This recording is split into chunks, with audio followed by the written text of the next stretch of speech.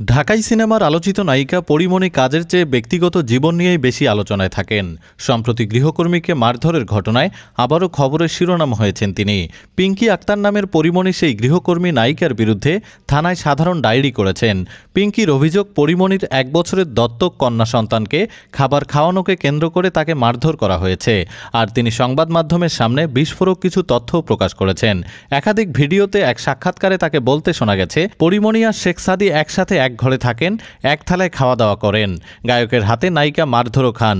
হাঁটুর বয়সী গায়কের হাতে বেধড়ক মার খেয়েই অসুস্থ হয়ে পড়েছিলেন পরিমণি। ঈদের আগে হাসপাতালে ভর্তিও হয়েছিলেন তিনি। সেই পদ্ধতিতেই নায়িকা মেরেছেন তাকেও।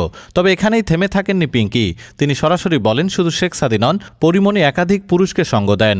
এ ঘটনা প্রকাশ্যে এনে পিঙ্কি ক্ষোভ প্রকাশ করে বলেন, পরিমণি মারধর করার পর তিনি অসুস্থ বোধ করায় হাসপাতালে যেতে চান, কিন্তু সেটুকু মানবিকতাও তাকে দেখাননি নায়িকা।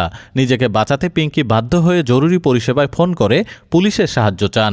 এদিকে গৃহকর্মীকে পরিমণি মারধরের ঘটনার প্রাথমিক সত্যতা পেয়েছে পুলিশ। ডেস্ক রিপোর্ট, আজ বার্তা, ঢাকা।